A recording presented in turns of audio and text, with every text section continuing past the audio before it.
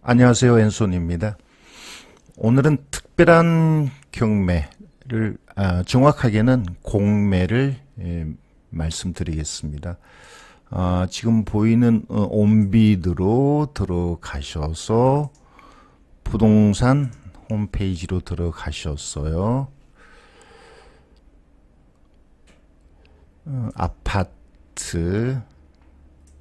아파트만 보겠습니다.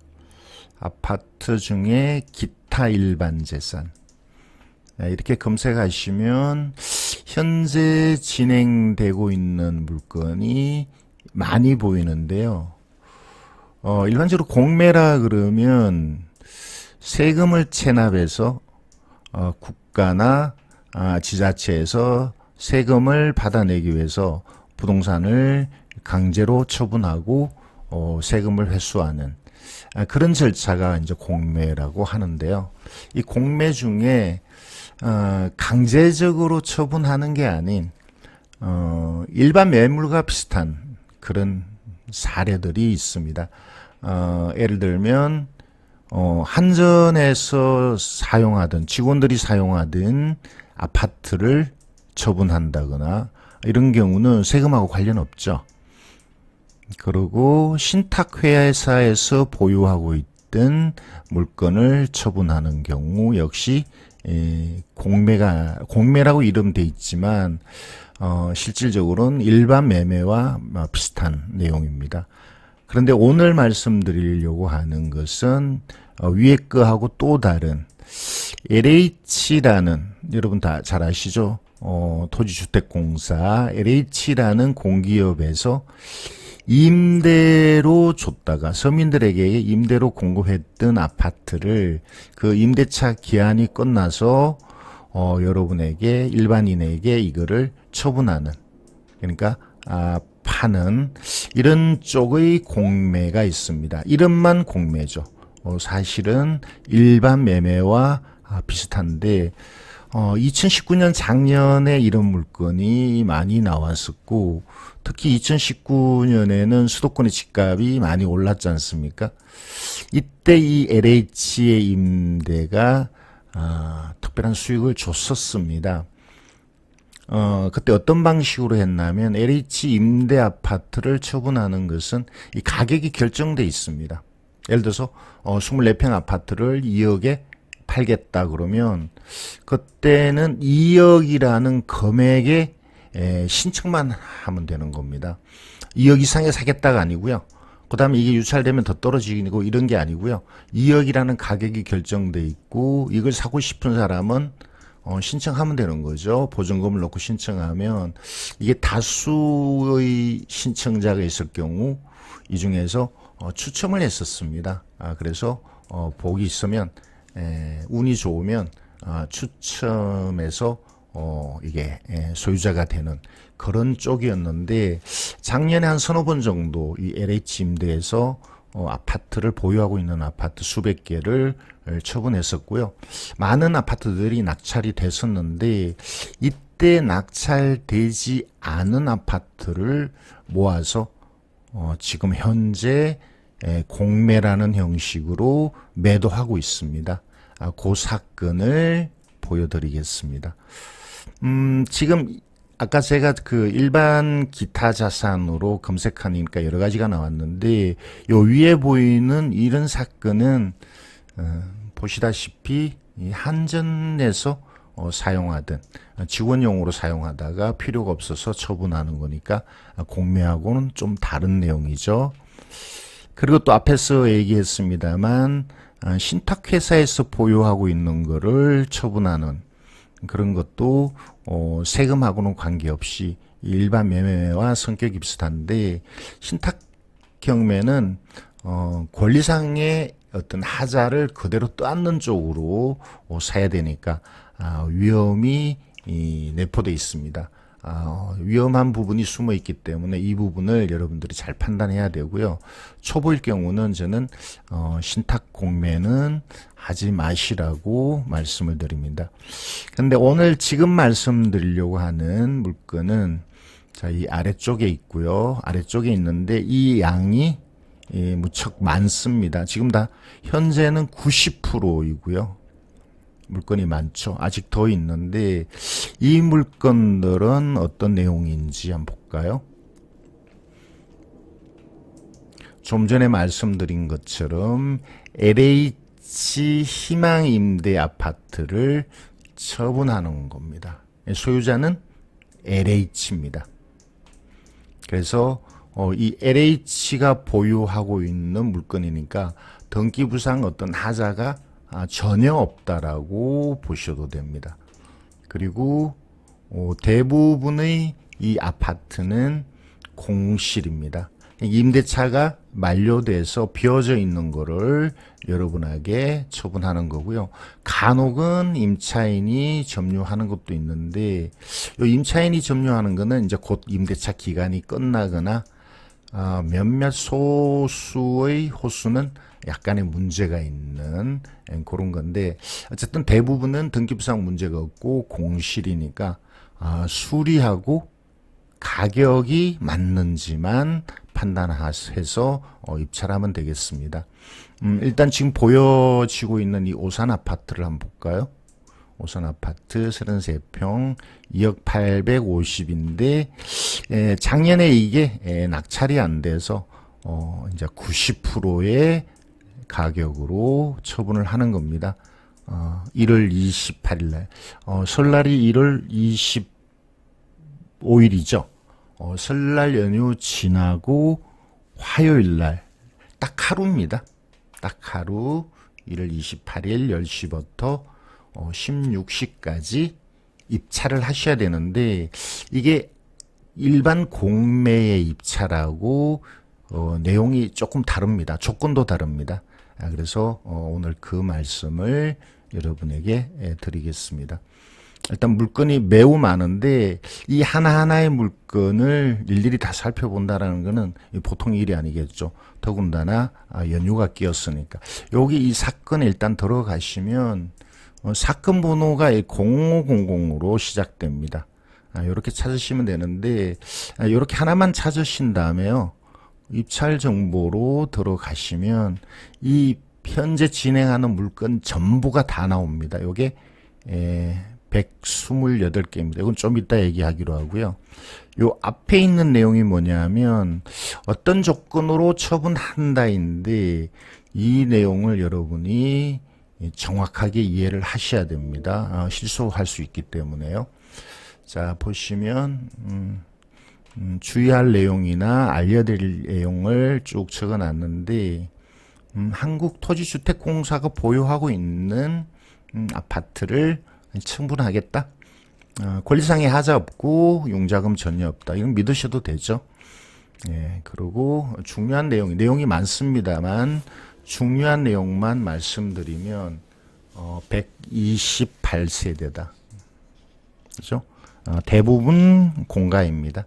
그리고 작년에 추천 방식으로 했다라고 그랬죠. 예를 들어서 가격이 2억으로 정해져 있고 살 사람 다 2억에 사겠다라고 신청을 하면 여러 사람 중에 추첨에 의해서 이건 당신이 낙찰된 걸로 한다. 이렇게 작년에 결정했는데 이제 이게 이때 낙찰되지 않은 거를 90%니까 1억 8천에 다시 공매를 진행하는데 이제는 1억 8천 이상의 입찰을 하라는 거죠. 경쟁 입찰이라는 거죠. 그럼 1억 8천 300에 사겠다. 뭐 1억 8천 500에 사겠다. 뭐 이런 식으로 신청이 들어오면 그중에 최고가의 신청자가 낙찰자가 되는. 그러니까 작년하고는 다른 방식이라는 거 알고 두셔야 되고요. 알아두셔야 되고요. 경쟁자가 없다면 물론 뭐 최저가 쪽으로 입찰하셔도 낙찰 받을 수가 있겠죠. 단독 입찰도 성립합니다. 혼자 들어갔는데 1등 했다. 물론 이제 최저가여야 되겠죠. 자, 그런 내용을 여러분이 알아두시면 좋고요.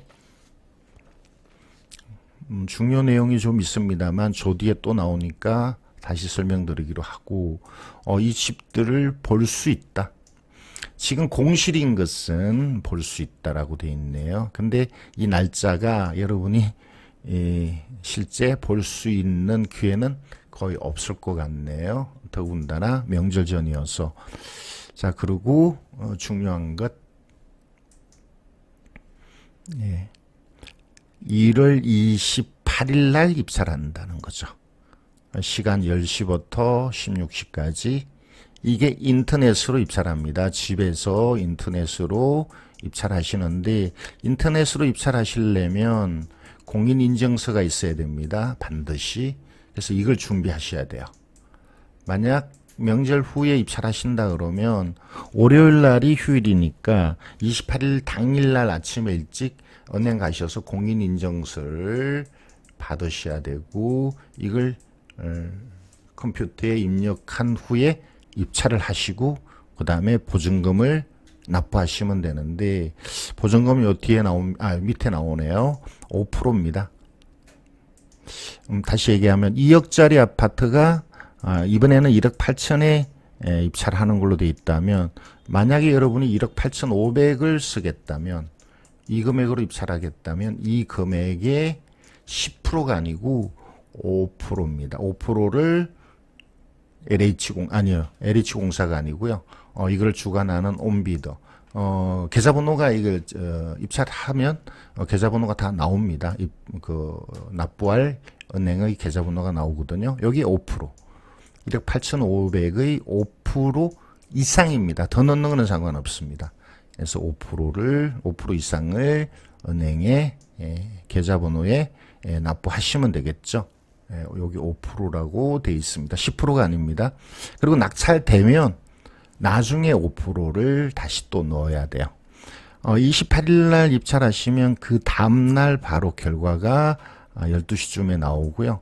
이때 낙찰되면 낙찰됐다고 연락이 올 테고, 낙찰에 실패하시면 입금한 이 5%의 보증금을 바로 환불받습니다. 입찰할 때 여러분의 환불 계좌를 같이 알려줘야 됩니다. 그래서 바로바로 적시 결론이 나오고 또 바로 돈을 돌려받을 수 있다는 거 알아두시고요. 그 외에 중요한 거는 공동 입찰이 가능하고요. 법인 입찰도 가능한 걸로 알고 있습니다. 법인이나 공동 입찰 하시겠다면 찬찬히 한번 읽어보시기 바랍니다. 공동 입찰에 대해서는 여기 나오거든요. 이 내용대로 하시면 되겠고요. 법인 입찰은 나중에 낙찰되면 법인인 거를 입증하는 서류를 아마 제출하지 않을까, 그렇게 알고 있습니다. 자, 이렇게 낙찰이 만약에 떨어진다면 뭐 돈 돌려받고 끝이죠. 근데 만약에 낙찰이 됐다면 2월 17일, 18일 요때 5% 이미 넣었고요. 추가로 5%를 더 넣고 계약을 해야 됩니다. 낙찰자로서의 계약을 하는 거죠. 일반 매매를 5%, 10%를 넣고 계약하고 나머지 잔금을 또 몇 달 후에 넣는 것하고 같은 형식이라고 보시면 돼요. 그리고 법용 인증서가 필요하다고 돼 있네요. 네. 이거 알고 계셔야 되고요. 그 다음에 법인도 여기 나오죠. 법인은 읽어보시기 바랍니다. 국토교통부 전자계약시스템 회원가입 뭐 이런 단어가 나오는데요. 한번 읽어보시고 따로 또 판단을 하셔야 되겠죠. 그렇게 계약을 한 다음에는 그 다음에 잔금은 나머지 90%의 잔금은 뭐 대출을 받거나 해서 4월 3일까지 넣습니다. 당겨서 넣어도 되겠죠. 4월 3일까지 넣고 그 이전에는 이 집에 들어가거나 뭐 집수리하거나 이게 불가능하다고 여기 어디 안내가 돼 있고요. 잔금 미리 넣는 거는 상관이 없는 걸로 알고 있습니다. 대출 알아보셔야 되겠죠. 대출이 지금 많이 규제를 받고 있기 때문에 대출이 과연 여러분 입장에서 대출이 얼마나 올지 이걸 미리 충분히 알아보셔야 됩니다. 낙찰받고 대출 안 나오면 아주 곤란한 상황이 될 수도 있겠죠. 자, 이런 정도를 제가 안내를 해드리고요. 자, 요거는 지워버리겠습니다. 그리고 이게 날짜가 1월 28일 날 되면 요 밑에 입찰하는 그 클릭하는 키가 나옵니다. 그때 입찰 누르시고 쭉 따라가시면 되는데 공매에 입찰하는 방법은 제가 한 달 전에 유튜브에 올렸습니다. 그러니까 그거 한번 찾아서 공매 입찰의 방식을 한번 찾아서 그대로 해보시면 되는데 따라 하시면 그렇게 어렵지 않습니다. 공인인증서 준비하시고 입찰하고 돈을 보내시면 돼요. 5%를 보내시면 돼요. 그러니까 그렇게 어렵지 않습니다. 이제 주의할 게 뭐냐. 당연히 이 집의 가치죠. 이게 과연 1억 8,765만 원 이상의 가치가 있냐에 대한, 그리고 앞으로 이걸 샀을 때 앞으로 이 가치가 더 상승할까에 대한 판단, 이런 게 중요합니다. 그 이전에 요걸 먼저 총 몇 세대가 나왔는지를 한번 보겠습니다. 워낙 많은 양입니다. 128개. 대부분이 수도권의 물건이고요. 지방도 좀 있습니다. 좀 크게 해서 보죠. 자, 가령 서울 거는 딱 하나만 남았네요. 그렇게 작년에 서울께 낙찰이 안 됐다는, 요 하나만 낙찰이 안 돼서 지금 여기 90% 금액입니다. 원래 감정가 90%. 요때 이번에 낙찰이 안 되면 또 이렇게 계속, 아마 요게 1월 28일이고요. 이때 낙찰이 안 되면 1월 30일 날 또 10% 더 또 떨어진 금액으로 할 텐데, 서울 거는 제가 조사를 해보니까 한 시세가 한 8억 정도 돼요. 그러니까 이때 낙찰이 되겠죠.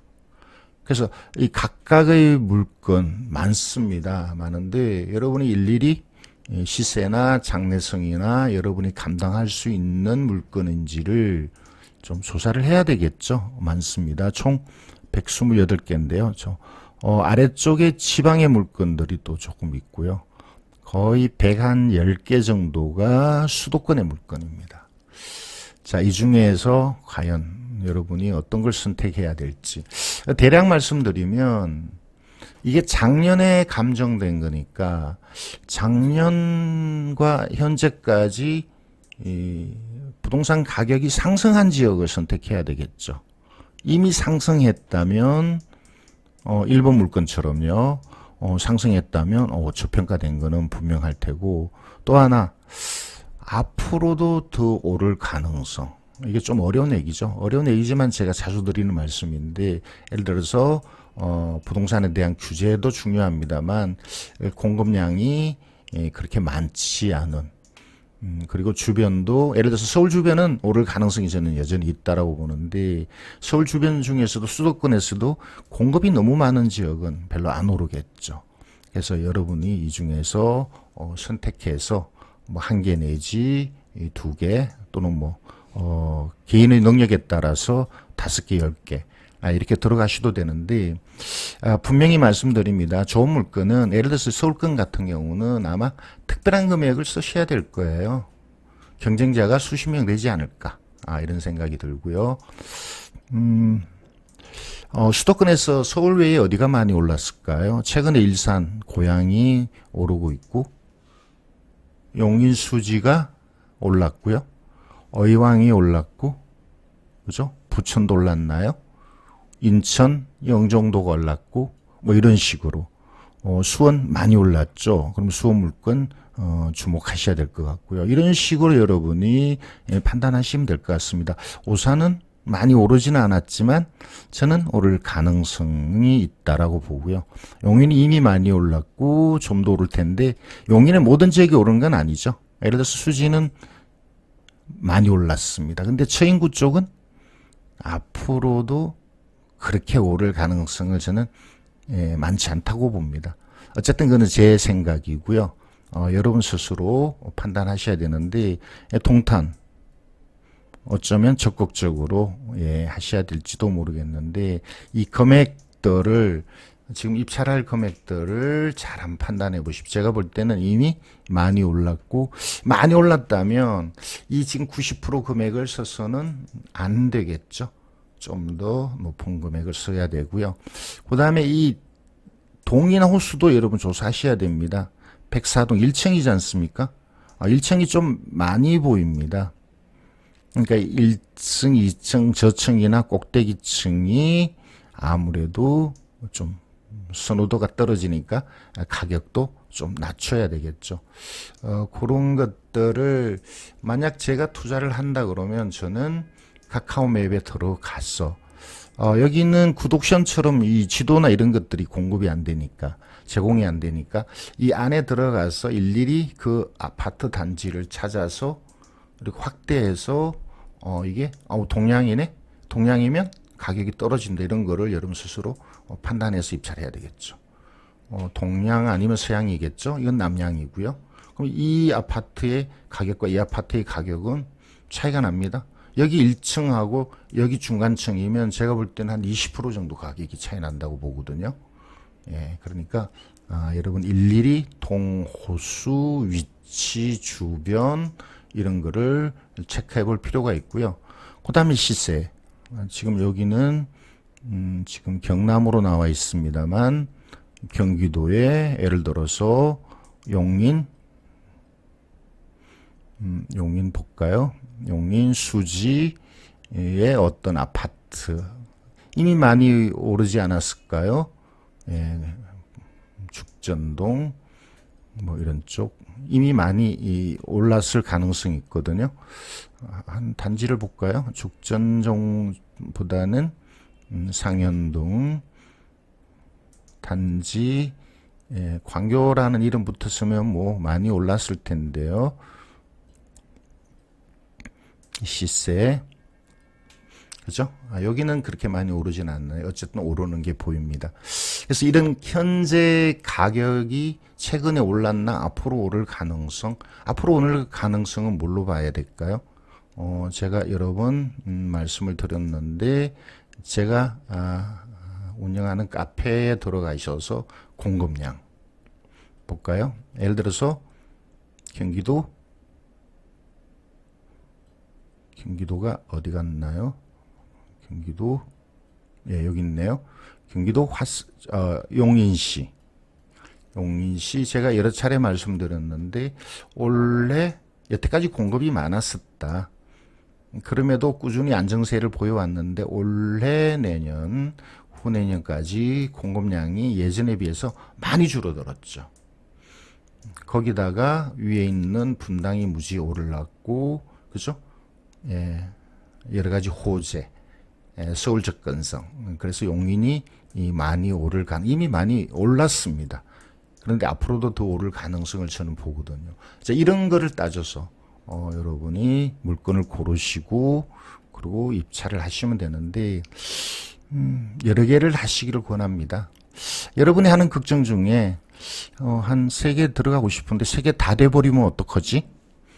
예, 3개 다 안 됩니다. 그 중에 1개만 돼도 정말 운이 좋은 거라고 저는 봅니다. 물론 금액을 많이 쓰면 뭐 다 될 수도 있는데 여러분 또 금액은 입찰가는 많이 안 쓰시잖아요. 예, 딱 떨어질 금액을 쓰시거든요. 예, 좀 되는 금액을 쓰셔야 돼요. 앞으로 오를 걸 감안해서 그렇게 여러분 제대로 조사하시고 입찰까지 고려해 보시기 바랍니다. 자, 요 끝에 요 부분을 또 말씀을 드려야 되겠네요. 각각의 물건마다 이렇게 공가로 돼 있거나 아무런 내기가 없다면 문제가 없다고 보시면 되는데 사전에 한번 가보시는 게 좋겠죠. 갈 시간이 별로 없을 것 같긴 합니다만 그래도 가보시기를 권하고요. 여기 어떤 내용 중에 문제가 있는 그러니까 세입자의 보증금이 2,800에 월 지금 57만 5천인데 임대차 만료는 아직 남았죠. 이런 데는 여러분이 이제 이때까지 나는 기다려 줄 수 있다. 예, 그런 거 좀 판단해야 될 텐데 2,800 중에 이 임차인에게 돈 받을 게 있는 어떤 채권자가 이 보증금을 압류를 했다는 거죠. 다 압류한 거잖아요. 거의 3,100, 한 4천만 원이죠. 이 보증금이 나중에 이 기한이 끝났을 때 여러분이 돌려주는 겁니다. 예를 들어 볼게요. 이 낙찰을 얼마로 볼까요? 지금 앞으로 또 다시 가야 되는데, 예를 들어서 2억짜리를 1억 8,500에 낙찰을 받았어요. 그런데 이 1억 8,500을 다 돌려주는 게 아니고, 임차인이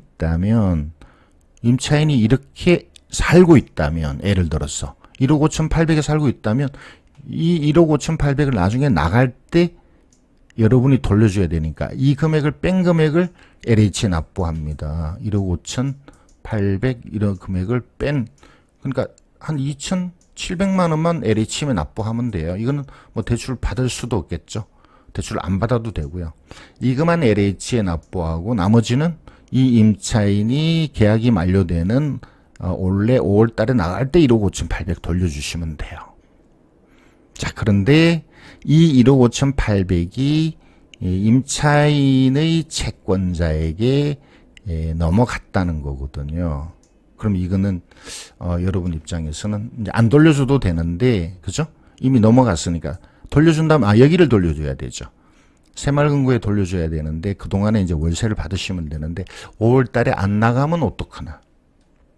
그걸 이제 고려하셔야 돼요. 만약에 안 나간다면, 이 돈이 있다면 안 나갈 수가 없습니다. 안 나가면 이 돈에서 뭐 월세나 뭐 법적 비용을 다 받아내시면 되는데, 이미 이 돈이 다른 데로 다 넘어가 버렸거든요. 그러면 이 돈도 과연 받을 수 있을까가 문제고, 그 다음에 기한이 끝났을 때 안 나가면 소송을 해야 됩니다. 명도 소송을 해야 되죠. 이거는 경매가 아니니까 인도 명령이라는 게 없습니다. 명도 소송을 해야 됩니다. 자, 그런 거를 여러분들이 미리 알아두셨다면 거기에 해당되는 물건을 피하거나, 그죠? 예를 들어서 이런 물건도 12달을 지금 연체했대요. 35만 원씩. 그러면 이 보증금에서 까면 되는데, 그죠? 이걸 까버리고 얼마 안 남았다면 나중에 나갈 때 좀 애를 먹이지 않을까. 몇 달, 이거 낙찰 받으면 바로 거의 나가야 되는 그런 기간이네요. 그래서 요렇게 뒤에 공가가 아닌 뭔가가 있는 쪽은 한번 계산을, 예를 들어서 이거는 괜찮겠죠. 4월 달에 나가는데 아무 문제가 없어요. 태그 예정은 1월 달이라고 되어 있네요. 이미 나갔을 수도 있네요. 이제 요런 것들을 여러분이 현장을 가서 좀 확인하시고 선택하면 될 것 같습니다. 문제가 있다면 안 들어가거나 또는 그 문제의 정도에 따라서 입찰가를 낮추거나. 네, 그리고 이번 3차에 입찰하기에는 금액이 너무 세다 또는 애매하다 그러면 기다리면 되겠죠. 입찰하지 않고 기다리면 다시 10% 떨어진 금액으로 입찰할 기회가 있지 않을까. 좋은 물건은 아마 제가 볼 땐 여기 이때 다 낙찰될 거라고 봅니다. 수도권은 거의 대부분 낙찰될 거라고 보는데 그중에서 몇몇 개는 이때까지 갈 수도 있지 않을까. 기억해 두셨다가 4차에 입찰하는 것도 괜찮은 방법이라고 생각합니다. 자, 오늘 좀 특이한 내용을 말씀을 드렸네요. LH 희망임대 공매인데 실제는 일반 매매와 같은 그런 물건이 설 연휴 바로 다음 날 공매를 진행하고 많은 물건이 나왔는데 그 물건에 대해서 주의할 점, 그 다음에 분석할 점 이런 것들을 말씀드렸습니다. 사실 이런 거는 유튜브로 여러분에게 좀 알려드리는 게 좀 꺼려지는 좀 특별한 내용인데 여러분에게 설 선물이라는 그런 마음으로 알려드렸습니다. 잘 검토해 보시고 좋은 결과를 얻으시기 바랍니다. 지금까지 앤손이었습니다.